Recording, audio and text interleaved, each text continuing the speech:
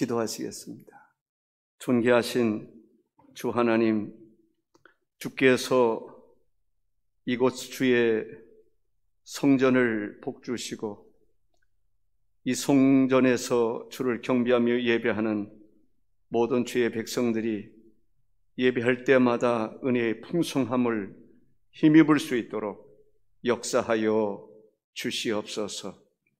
하나님의 영광이 이곳에 가득해서 어둠의 영들이 역사하지 못하도록 하옵소서.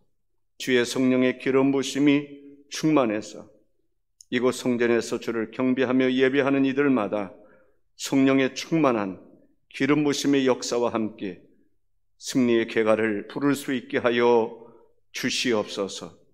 하나님, 이 한 시간도 주께서 예배해 주신 은혜의 축복을 우리 모두가 아멘으로 다 화답할 수 있도록 역사하여 주옵소서. 예수님의 이름으로 기도하옵나이다. 아멘.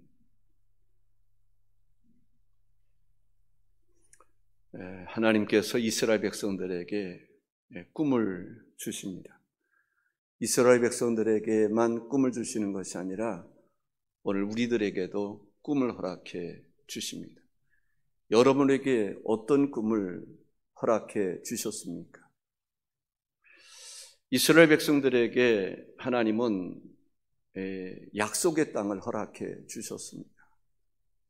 아브라함에게 하나님께서 미리 말씀하셨죠.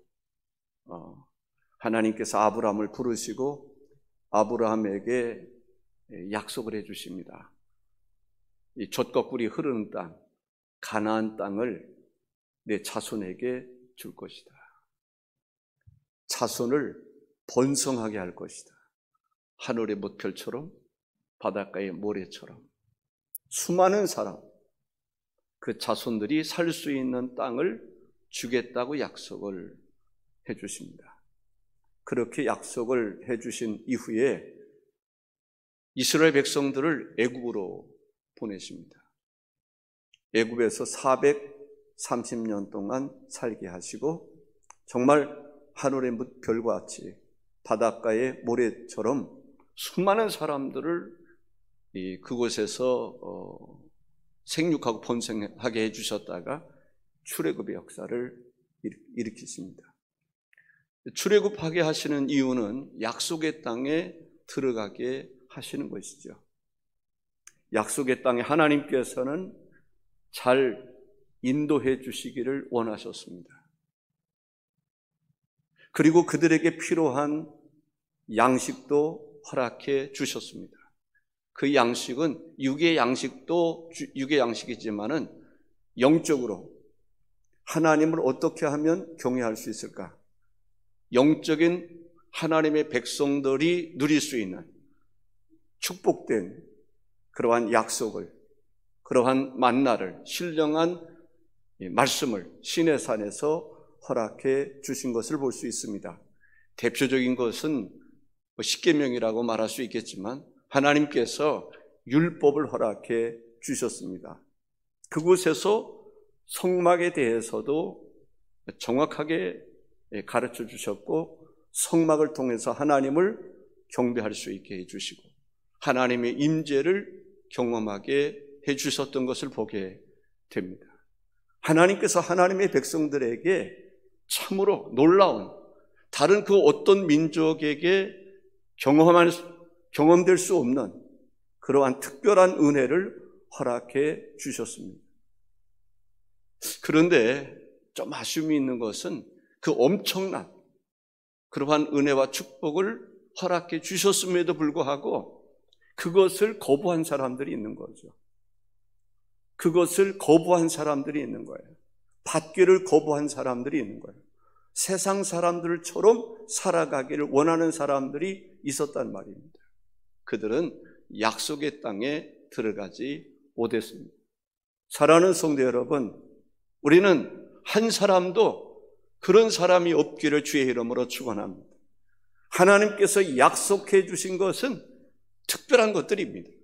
특별한 은혜입니다. 그 은혜는 다 받으셔야 됩니다. 한 가지도 놓치지 않도록 은혜를 사모할 수 있어야 하리라고 믿습니다. 하나님은 후히 주시고 꾸짖지 아니하시는 하나님이십니다. 후히 주시기를 원하시는 하나님이십니다. 특별한 은혜를 베풀어 주시기를 원하시는 하나님이십니다. 이 시대 속에서도 특별한 하나님의 은혜를 받을 수 있는, 경험할 수 있는 성도들이 다 될 수 있기를 바랍니다. 이스라엘 백성들을 이끌고 약속의 땅에 가게 됐습니다. 약속의 땅에 근접하게 된 거죠. 요단강을 중심으로 해서 동편까지 다 차지했습니다. 이제 요단강을 건너서 약속의 땅을 차지하면 되는데 40년 동안 하나님의 신실한 종으로 충성되게 살아왔던 모세,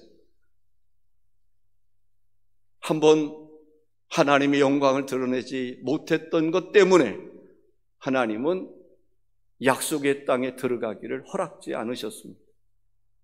그때 모세의 마음은 어땠을까? 얼마나 아쉬웠을까?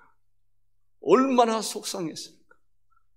그 땅 한번 밟아보기라도 했으면 싶은 생각이었을 것입니다. 한번 요단강을 건너가서 약속의 땅을 한번 밟기라도 했으면 원이 없겠다, 그런 마음이었을 거예요. 그런데 하나님은 어떻게 보면은 냉정하다면 냉정하게, 이제 단호하게 허락지 않으셨던 것을 보게 됩니다. 그래도 모세는 하나님의 나라에 들어갈 수 있었기 때문에 그 축복이라고 생각을 합니다. 그렇습니다. 우리가 이 세상에서 하나님께서 허락해 주신 많은 축복이 있는데 그 축복을 다 누리지 못하는 경우들도 있습니다. 그렇다고 해서 우리가 낙심하지 마셔야 돼요. 왜냐하면 우리에게 더 좋은 하나님의 영원한 나라를 우리를 위해서 예비해 주신 줄로 믿기 때문에 그렇습니다. 모세는 지난 40년을 회고해 보면서 이 신명기서를 기록하게 되는 것을 보게 됩니다. 신명기서를 통해서 자기가 비록 약속의 땅에 들어가지는 못한다 할지라도 약속의 땅에 들어갈 다음 세대, 만나 세대를 통해서 약속의 땅에 들어가서 주의할 것은 뭐고, 경계해야 될 것은 뭐고, 꼭 지켜야 될 것이 무엇인가를 정확하게 설교하고 있는 것을 볼 수가 있습니다. 이스라엘 백성들 광야 40년 동안에 가장 아쉬웠던 점이 있었다면 어떤 걸까요? 모세에게 있어서 가장 속상한 것이 있었다면 무엇일까요? 가데스 바네아에서의 사건이라고 생각을 합니다. 가데스 바네아에서 어떤 일이 일어났죠? 정탐꾼 각 지파에서 대표로 한 사람씩 12명을 보냈는데 정탐꾼 각 지파를 대표할 만한 탁월한 지도자들입니다. 아주 유능한, 각 지파를 대표할 만한 가장 탁월한, 그래도 아마 지혜도 있고 용기도 있고 믿음도 있고 그런 사람을 보냈을 것입니다. 12사람이 정탐을 하고 돌아와서 보고를 하는데 어떻습니까? 여호수아와 갈렙은 믿음이 충만해서 약속의 땅을 차지하자, 들어가자, 그들은 우리의 밥이다 라고 말했지만 10사람이라고 하는 사람들이 반대 의견을 내놓는 거예요. 그것은 우리가 차지할 만한 곳이 못 된다는 거예요. 그들은 키도 크고 성도 견고하고 우리는 그들에 비하면 메뚜기와 같은 존재라는 거예요. 사랑하는 성도 여러분, 모세의 지팡이에 무슨 능력이 있습니까? 그런데 모세의 손에 붙잡힌 바 될 때, 던졌을 때 뱀이 되기도 하고 또 지팡이가 되기도 할 수 있었던 것입니다. 하나님의 능력의 손에 붙잡힌 바 될 때 이스라엘 백성들은 강한 것입니다. 하나님의 능력의 손에 붙잡힌 바 될 때 이스라엘 백성들에게는 능력이 있는 것입니다. 그들이 홍해를 바다를 어떻게 갈랐습니까? 무슨 그들의 방법이 있었습니까? 하나님이 갈라주신 줄로 믿습니다. 기도할 때 하나님께서 홍해 바다를 육지처럼 건너가게 하신 것이지요. 먹을 것이 없을 때 만나를 날마다 내려주셨고, 때로는 메추라기도 주셨고 반석을 쳐서 물이 나게 해주셨습니다. 그 하나님의 능력을 믿지 않는 사람들은 하나님이 축복의 잔을 내놓아도 받지 못하는 것입니다. 바라는 것은 하나님께서 축복의 문을 열어주지 않으시면 여러분들이 하나님 앞에 오히려 축복의 문을 열어달라고 때를 쓰고 기도하고 간구할 수 있기를 바랍니다.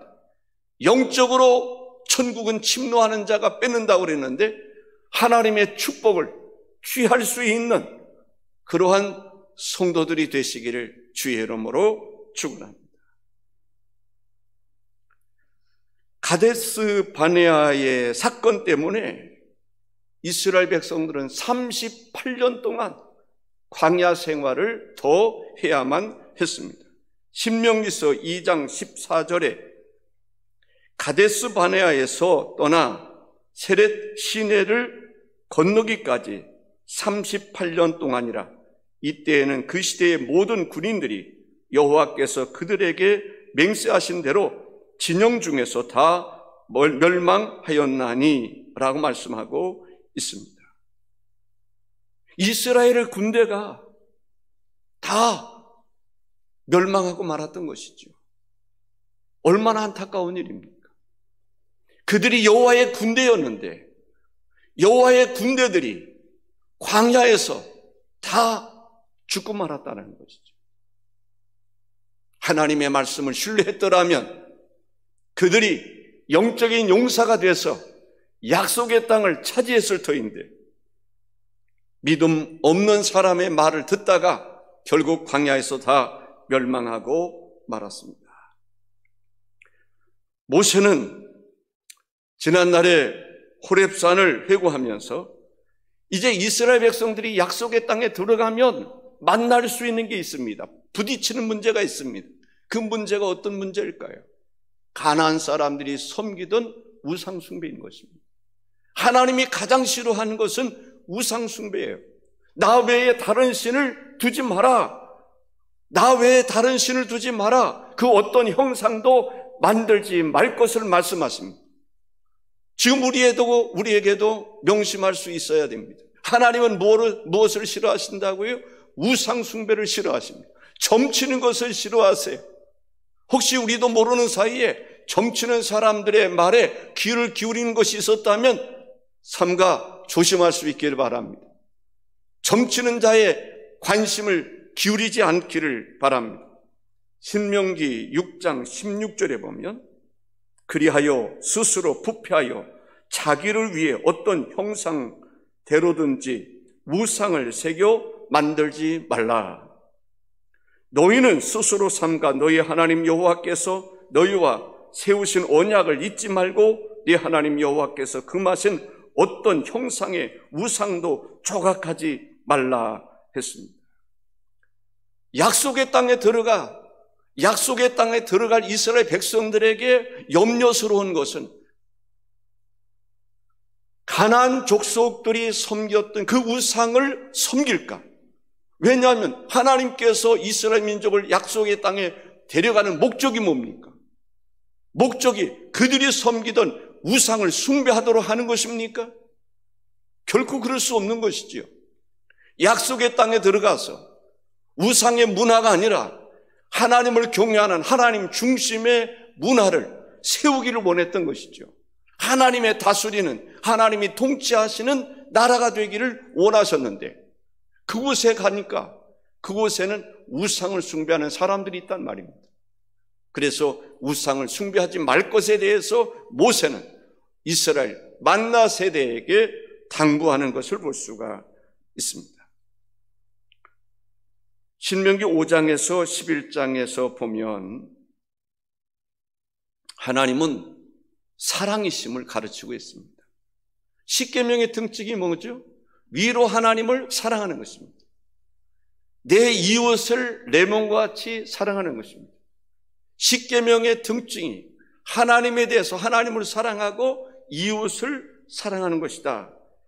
이 말씀을 다음 세대에게, 만나 세대에게 특별히 가르치는 것을 볼 수가 있습니다.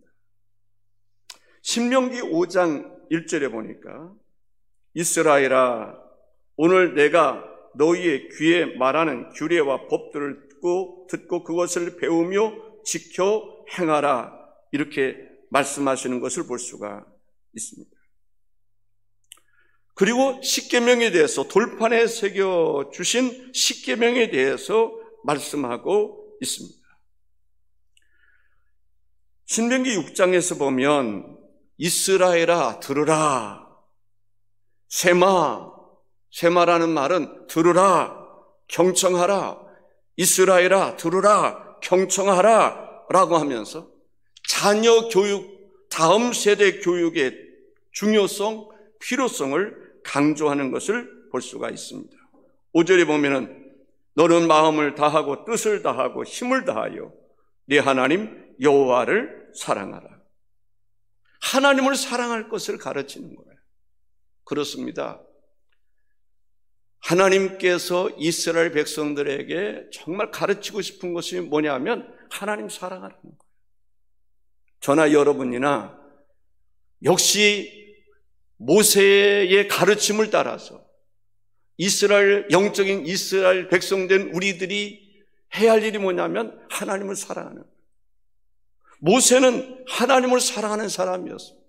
어떤 사람보다도 모세는 하나님을 진심으로 사랑하는 사람이었어요. 하나님께서 주신 계명도 뭐예요? 하나님 사랑하라. 사랑하는 성도 여러분, 여러분들도 하나님을 사랑할 수 있기를 바랍니다. 우리 한번 고백해 볼까요? 하나님 사랑합니다. 하나님 사랑합니다. 사랑을 고백하는 게 참 중요한 것 같아요. 우리가 평상시에 늘 하나님 사랑합니다. 하나님 사랑을 고백할 수 있기를 바랍니다. 좀 전에 말씀드렸던 것처럼 모세가 특별히 40년은 바로의 궁에서 교육을 받았고 40년은 이돌의 양머리를 쳤습니다. 그 40년 120세를 살았는데 마지막 40년은 하나님의 부르심을 받고 하나님을 정말 사랑하는 마음으로 하나님의 충성된 일꾼으로 살았던 것을 볼 수가 있습니다. 예수님께서도 십계명을 해석할 때 이렇게 해석하시는 것을 볼 수 있습니다. 마가복음 12장 29절에서 31절 다 같이 한번 읽어볼까요? 예수께서 대답하시되 첫째는 이것이니 이스라엘아 들으라. 주 곧 우리 하나님은 유일한 주시라. 내 마음을 다하고 목숨을 다하고 뜻을 다하고 힘을 다하여 주 너희 하나님을 사랑하라 하신 것이요. 둘째는 이것이니 내 이웃을 내 자신과 같이 사랑하라 하신 것이라. 이보다 더 큰 계명이 없느니라 했습니다. 하나님이 우리를 사랑하셨습니다. 하나님이 우리를 어느 정도 사랑하셨을까? 하나님의 마음 속에는 우리 한 사람 한 사람에 대한 관심, 한 사람 한 사람에 대한 이름, 한 사람 한 사람을 한시도 잊을 수 없으리만큼 우리를 사랑하셨습니다. 여러분들이 나름대로 사랑하는 사람이 있습니까? 어느 정도 사랑할까요? 자식을 사랑한다면 얼마나 사랑할까요? 하루 24시간 사랑할까요? 24시간을 어떻게 사랑할 수 있을까요? 하나님이 우리를 사랑하시되 눈동자와 같이 우리를 보호하시는 것을 볼 수 있습니다. 눈동자라는 게 참 신기한 거예요. 왜 하나님께서 우리를 보호하시는데 눈동자와 같이 보호하신다고 그랬을까? 나비처럼 날고 벌처럼 쏘라는 얘기가 있습니다. 권투 선수 얘기할 수 있어요. 근데 이 벌이 이 동작이 얼마나 빠른지, 제가 예전에 오토바이를 타고 다녔었는데요. 오토바이를 타고 쫙 달리잖아요. 벌이 딱 부딪힙니다. 날아가다 딱 부딪혔는데 벌써 침으로 딱 쐈어. 침이 꽂혀 있어. 벌은 떨어져 나갔어요. 침만 대롱대롱 매달려 있어요. 와, 어느 정도 빨랐어요.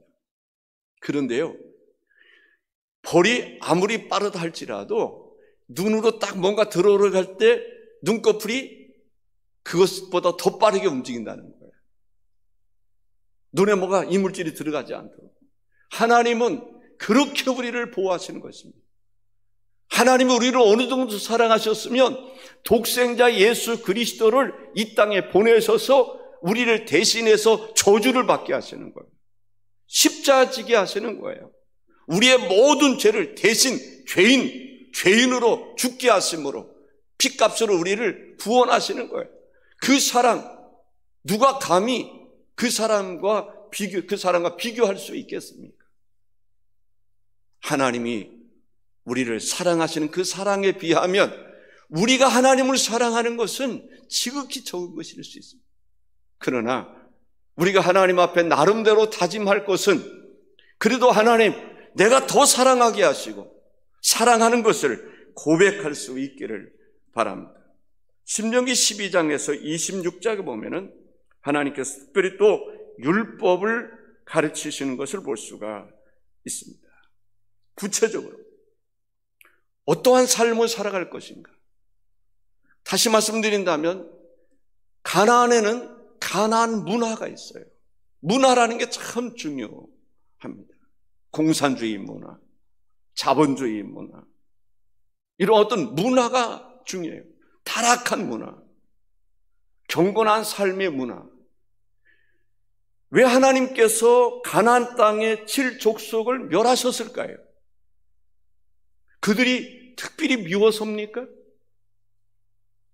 그들의 가나안 7족속은 이미 하나님이 보실 때 하나님의 저주, 하나님의 심판을 받아 마땅한 죄인이었단 말이죠. 우상 숭배를 하고 하나님이 심판하는데 거리낌이 없을 정도로 죄악된 삶을 살았단 말이죠. 그런데 이스라엘 백성들을 그곳에 인도해 가는 것은 철저한 훈련을 통해서 가나안 문화를 물리치고 가나안 문화를 정복할 수 있는 하나님의 문화가 가나안의 문화를 정복할 수 있기를 원했다는 거죠.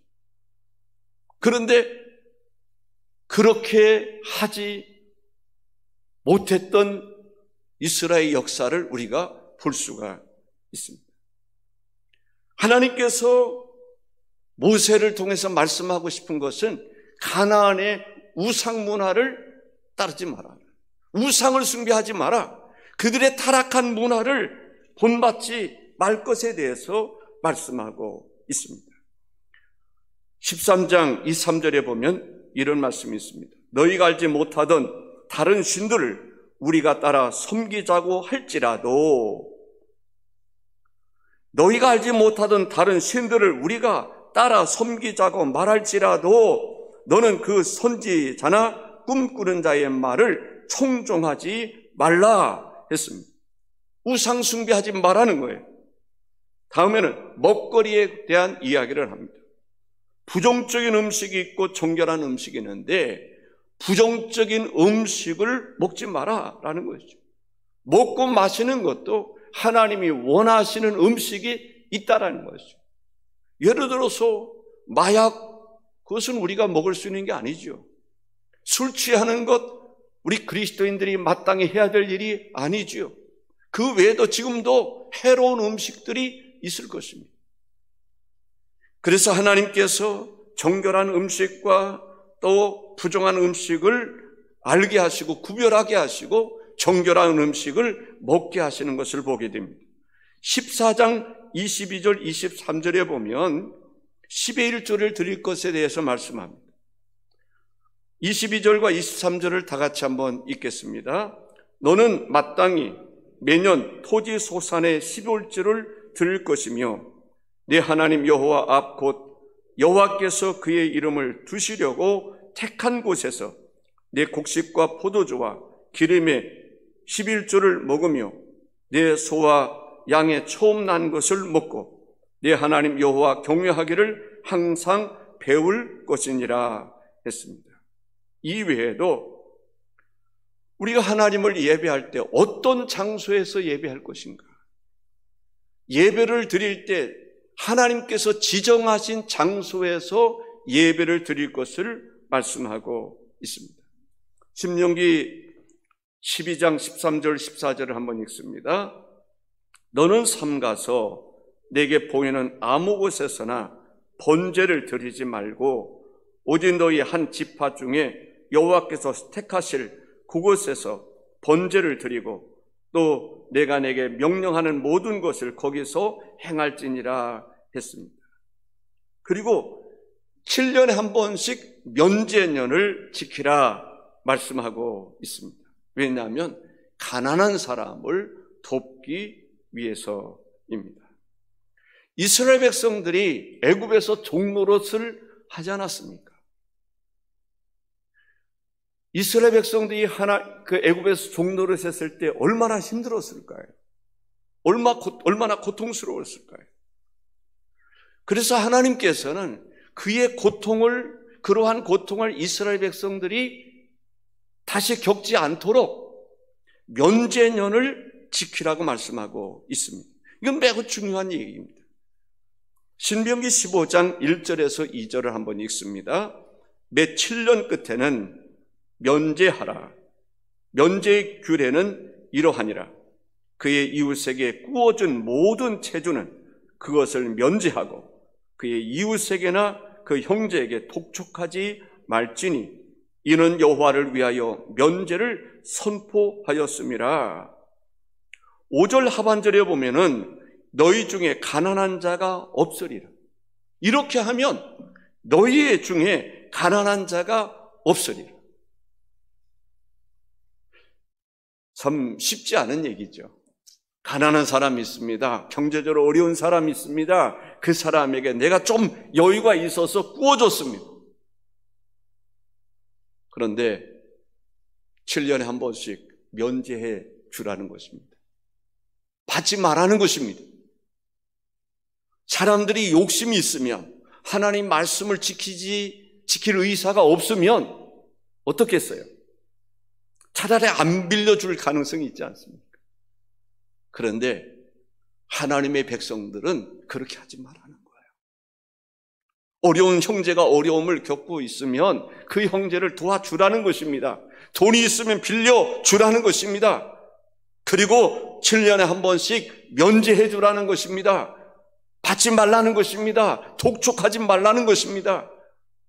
그 사람이 갚을 능력이 있어서 갚으면 모르겠지만은 그렇지 않을 때는 독촉하지 마라라는 것입니다. 그래서 이스라엘 백성, 하나님의 백성들에게는 가난한 사람이 없게 하라는 것입니다.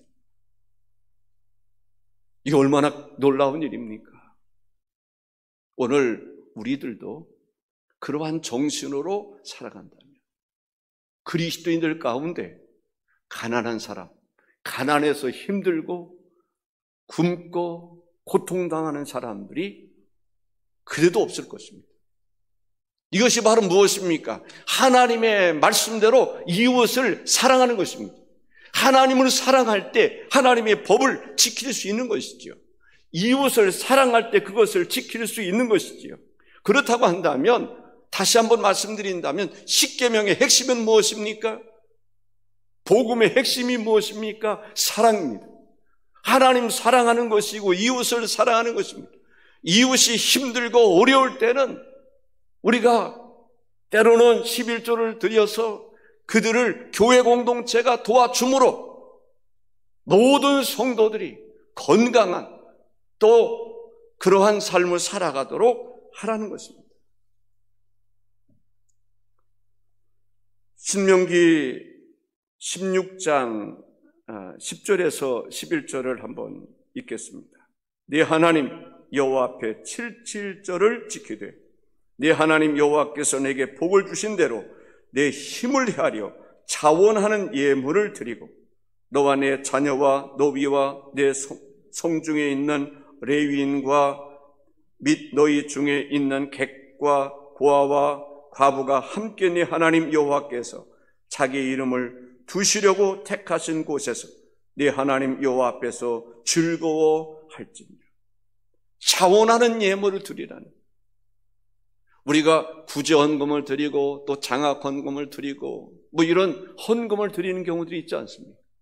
구제 헌금을 통해서 어려운 사람들을 돕자라는 것입니다. 장학 헌금을 통해서 학교에 다니기 힘든 아이들을 학교에 다닐 수 있도록 도와주자는 것입니다. 이것은 자원하는 예물이 되어야 된다는 거예요. 억지로 하는 것이 아닙니다.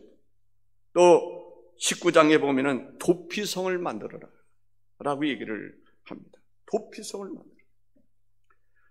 억울한 일을 당하지 않도록 하라는 거예요. 성경의 말씀을 보면은요, 구구절절이 정말 신명기서를 우리가 좀 이렇게 살펴봅니다만은 도피성을 만들어라. 재판할 때는 2-3명의 증인이 있어야 된다라고 말합니다. 사람이 실수할 때가 있는 거예요. 이는 이, 눈은 눈이라고 말하지 않습니까? 누가 나를 해했으면 상대방을 해할 수 있는 것입니다. 이것이 어떻게 보면 율법입니다. 그런데 부지 중에 내가 죽일 의도가 전혀 없는데 실수를 해서 사람을 죽였을 때는 그 사람 공정한 재판을 받기까지 그를 해하지 말라는 것입니다. 도피성을 만들어서 도피하게 하라라는 것입니다. 정당한 재판을 받기 전에 그를 끌어낼 수가 없습니다. 그리고 대제사장이 죽기 전에는 그 사람이 또 거기서 들어갔으면 나올 수도 없습니다. 대제사장이 죽고 나야 그들이 자유함을 얻을 수 있습니다. 그래서 신명기 19장 3절에 보면 네 하나님 여호와께서 내게 기업으로 주시는 땅 전체를 세 구역으로 나누어 길을 닫고 모든 살인자를 그 성읍으로 도피하게 하라. 도피할 수 있는 길을 닦으라는 거예요. 얼마든지 언제든지 속히 도망갈 수 있도록 피할 수 있는 길을 닦아, 대로를 닦아라. 누구를 위해서? 부지 중에 사람을 죽인 사람을 위해서. 그 사람 해하면 안 된다는 거예요. 그러고 보면은 성경에 보면은요, 약자, 이웃 이러한 사람들을 얼마나 철저하게 하나님께서 보호해 주시고 그들에게 은혜를 주시는가를 알 수가 있습니다. 신명기 27장에서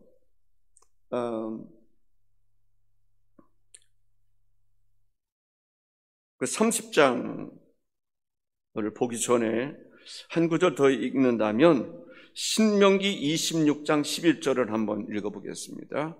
있을지 모르겠어요.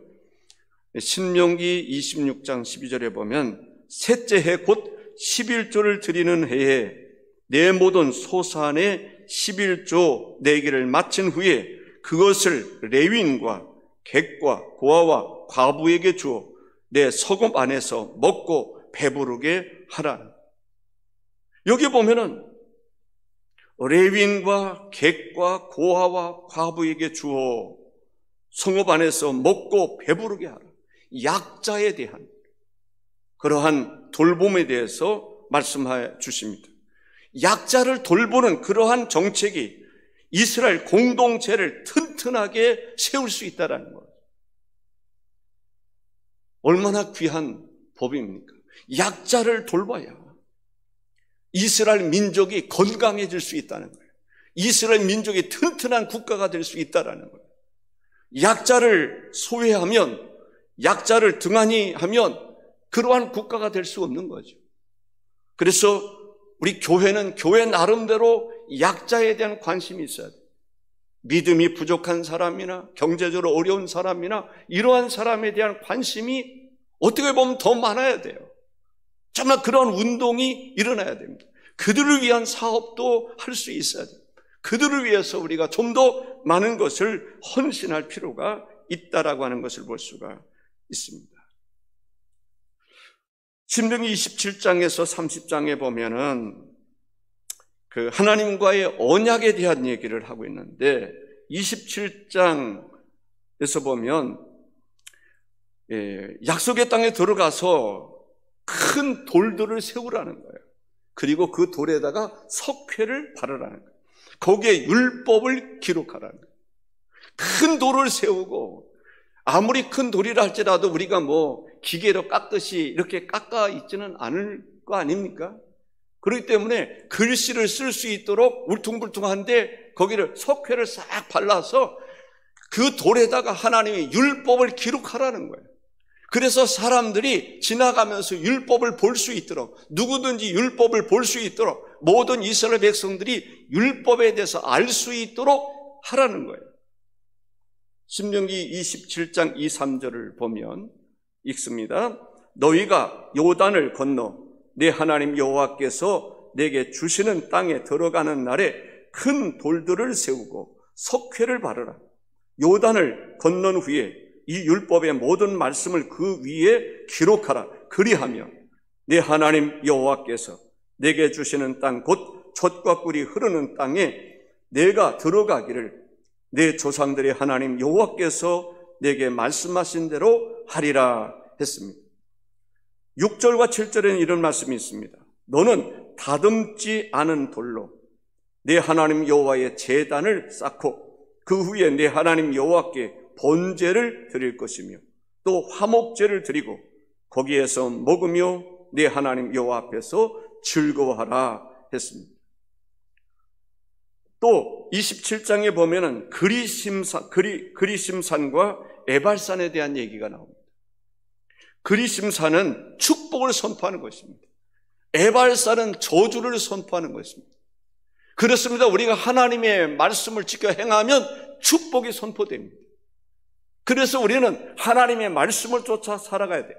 우리 돌에만 새길 것이 아니라 우리 마음판에 하나님 말씀을 새겨야 될 줄로 믿습니다. 그랬을 때는 하나님의 축복의 말씀이 선포될 것입니다. 그들에게 하나님은 분명히 축복해 주실 것입니다. 그런데 저주에 대해서 12문장을 이야기하면서 저주를 선포하게 합니다. 문장을 읽게 하고 또 거기에 아멘하게 합니다. 이 말은 무슨 말입니까? 그렇습니다. 저주가 무엇인지 우리는 알아야 됩니다. 축복만 알면 안 돼. 하나님 앞에 온전히 예배치 못하는 자, 뭐 하나 부모를 공경하지 못하는 자, 또 이웃에게 해를 끼치는 자, 뭐 등등. 여기 보니까 12가지를 이야기하면서 아멘, 저주를, 이런 자는 저주를 받을지니라 그러면 아멘, 아멘 하는 것을 볼 수가 있습니다. 왜 이런 말씀을 하고 있을까요? 우리는 듣고 싶은 것만 들으려고 그러는 경향이 있어요. 내가 좋아하는 것만 들으려고 하는 경향이 있어요. 축복의 소리만 들으려고 하는 경향이 있어요. 우리는 저주의 소리도 들을 수 있어야 돼요. 그래서 내가 하나님 앞에 바르게 살지 못하면 내가 받을 축복을 받지 못한다고 하는 것도 깨달음이 있어야 하는 것입니다. 필요한 말씀도 들어야 돼요. 꼭 유익한 말씀도 들어야 돼요. 내가 듣고 싶은 것만 듣는 것이 아니라 듣기는 싫은데 싫은 말씀이지만은 유익하다, 꼭 필요한 말씀이라면 아멘으로 화답할 수 있어야 합니다. 우리는 하나님의 말씀을 들으면 결단해야 돼요. 아멘이십니까? 결단해야 돼요. 이게 쉬운 일은 아니에요. 선악과 앞에서 우리 앞에 선악과가 있다고 생각해 보세요. 아담과 하와가 앞에 선악과가 있어요. 그런데 선악과가 있을 때 무슨 생각이 들죠? 이걸 따먹을까 말까? 따먹어야 되나? 따먹지 말아야 되나? 결단을 못 내리는 거예요. 선악과 앞에 가지 말아야 되는데 늘 선악과 앞에 가고 싶은 거예요. 피해야 되는데 거기 가지 말아야 되는데 결단을 못 내리면 늘 선악과 앞에 서게 되는 것입니다. 결단을 못 내리면 저 선악과를 쳐다보는 거예요. 날마다 가서 선악과 쳐다보고 야, 참 먹기 좋다. 먹음직도 하고 보암직도 하고 저거 하나 먹으면 소원이 없겠다. 그런 생각이 드는 거예요. 사실 그런 것이 아담과 하와의 문제입니까? 우리들의 문제는 아닐까요? 우리도 그럴 수 있다는 말이죠. 그랬을 때 우리가 결단을 내리는 것이 참 중요하다라고 하는 것을 알 수가 있습니다. 하나님, 29장 14절과 15절에 보면은 내가 이 언약과 맹세를 너희에게만 세우는 것이 아니라 오늘 우리 하나님 여호와 앞에서 우리와 함께 여기 서 있는 자와 오늘 우리와 함께 여기 있지 아니한 자에게까지니 라고 말씀합니다. 하나님께서 우리와의 언약을 맺으신단 말이죠. 예를 들어서 주 예수 그리스도를 믿어라. 그리하면 너와 내 집에 구원이 이르리라. 하나님이 언약을 맺으시는 거예요. 예수 그리스도의 보혈의 피로 우리가 죄 씻음을 온전히 받을 수 있다. 그리하여 우리가 하나님 앞에 세마파 옷을 입은 것처럼 의인으로서 하나님 앞에 당당히 설 수 있다. 하나님께서 우리에게 맺으신, 우리와의 관계에서 맺으신 언약이 있음을 보게 됩니다. 그 언약을 우리는 소중하게 생각할 수 있어야 합니다. 신명기 31장에서 34장에서 보면 모세가 이제 자기의 사명을 다하게 되는 것을 볼 수가 있습니다. 이제 자기는 약속의 땅에 들어가지는 못합니다. 그러나 이제 이스라엘 백성들에게 너희들이 가서 약속의 땅에 들어가서 어떻게 살아야 될 것인가? 너희들의 음식 문화는 어떻게 만들 것이고 예배 문화는 어떻게 만들 것이고 어떤 문화를 만들 것인가? 이 부분에 대해서 구체적으로 말씀하시는 것을 보게 됩니다. 그리고 이제는 바톤을 넘겨줘야만 했습니다. 누구에게 넘겨줄까요? 여호수아에게 바톤을 넘겨주는 것입니다. 그럴 때 모세가 얼마나 아쉬웠을까? 하나님 한번 허락해 주시면 안 돼요? 모세를 지도자로 세우신다 할지라도 나 졸졸 따라서라도 약속의 땅에 한번 발로라도 밟으면 안 될까요? 그런 아쉬움이 얼마나 있을까요? 그런 아쉬움이 많았을 거예요. 그런데 모세는 그래서 위대한 것입니다. 자기가 해야 할 일들은 다 하는 것입니다. 주님께서 십자가 위에서 다 이루었다 말씀하신 것처럼 모세는 자기에게 주어진 사명을 다 온전히 감당했던 것을 볼 수가 있습니다. 12지파에게 일일이 축복하는 것을 볼 수가 있습니다. 사랑하는 성도 여러분, 오늘 전반적으로 다 얘기할 수는 없었지만 신명기에서 나오는 그러한 내용들을 우리가 살펴보았습니다. 신명기는 모세가 약속의 땅에 들어갈 다음 세대, 만나 세대가 약속의 땅에 들어가서 어떤 삶을 살아갈 것인가? 하나님이 원하는 뜻이 뭘까? 하나님의 기대가 뭘까? 이 부분에 대해서 아주 심혈을 기울여서 최선을 다해서 정말 강력한 설교를 간곡한 마음으로 하는 것을 볼 수 있는데 그 음성 우리도 들을 수 있기를 주의 이름으로 축원합니다. 기도하겠습니다. 존귀하신 주 하나님 아버지, 오늘 지난주에는 어린이 주일이었고 오늘은 어버이 주일을 맞이하고 있습니다. 사랑하시는 주 하나님께서 우리 자손들을 축복하시고 또 부모들을 축복하시고 어른들을 축복해 주셔서 자식이 복을 받고 부모가 복을 받고 가족이 여호와를 인하여 큰 복을 누릴 수 있도록 인도하여 주옵소서. 지나간 세대도 복을 받고 현 세대도 복을 받고 다음 세대도 복을 받을 수 있도록 우리가 하나님의 말씀에 순종하는 자가 되게 하시고 하나님의 선하신 뜻에 아멘으로 화답할 수 있도록 인도하여 주시옵소서. 오늘도 우리와 함께 하신 하나님 감사합니다. 예수님의 이름으로 기도하옵나이다. 아멘.